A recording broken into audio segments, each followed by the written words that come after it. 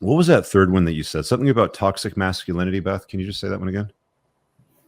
That it's not a thing. I feel like, do you want me to elaborate? Yeah, explain. What do you mean by that? I feel like masculinity is a thing, kind of like femininity is a thing. If you're toxic, you're a toxic person. I don't feel like saying a masculine man is toxic because of his masculinity is a thing. I feel like men can be toxic just like women can be toxic. I think controversial, but I think a lot of feminists are highly toxic just in their thought of the anti-man kind of rhetoric surrounding feminists these days. So I feel like people are toxic regardless of their masculinity. What about this notion? I think the thing that gets brought up a lot when the flag of toxic masculinity gets flown is this idea of male vulnerability, right? We had a conversation about this on our show this past Saturday.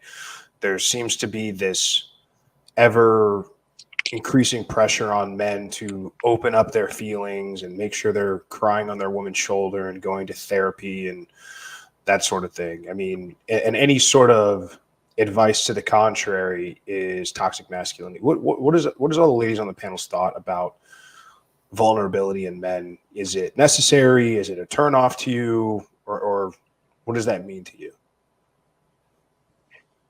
I think that there's a point where if I'm dating somebody, I want them to be vulnerable with me, but there's like a point where it's too much. When does it become too much? Where's that line? Can you give us an example, like where you got like the ick off a guy or something like that? It's like, that guy's a little too much of a pussy. Yeah, he was just kind of relying on me for his emotions, I guess. And I don't know. That's just, it's a turn off as soon as that happens. I feel like I don't want to be responsible for somebody else's emotions and their day-to-day life and their mood. If I do something and they don't like it and it just makes them, I don't know. What would they do? Very reactive, like a reactive guy, I guess. Okay, so he's a little bit more like more out emotional, of can't regulate his emotions. Okay. Yeah, exactly. Okay. But can you give us an example of where that's positive for you? You said because you want a guy to be vulnerable to a certain point. So like, what does that look like before it gets to that sort of critical mass? I mean, it could go in a good way. I want somebody, like, I want to know that somebody loves me and I want them like to share their emotions with me. But as soon as they start relying on me for their day-to-day emotions that they're having is when I feel like it goes too far. Who else? I was going to say too, or if they're like constantly the whole day, they have to give you a play-by-play of their entire day and they expect you to respond. So I don't want that. I don't care what they're doing 24. I don't care what they're eating. I don't care. I just want to live my life. I want them to have their own life because it's super unattractive for men to just like be like, hey, I had this for lunch. I don't care.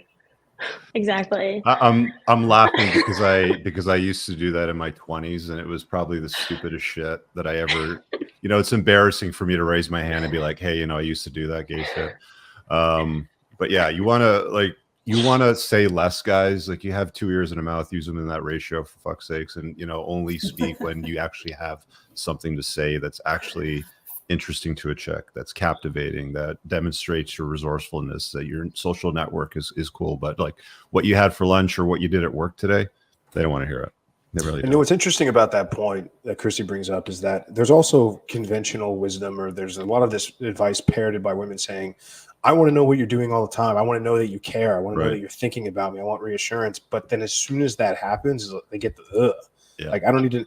They say they want that, but they actually thrive on the mystery and the unknown of what you're up to. Maybe you're out with another girl. I don't know where you are.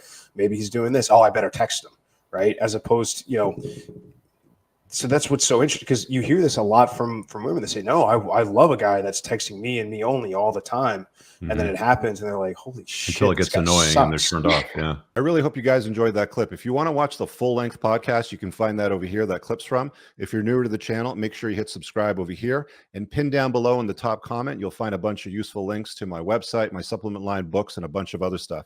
Have an amazing day. Peace out.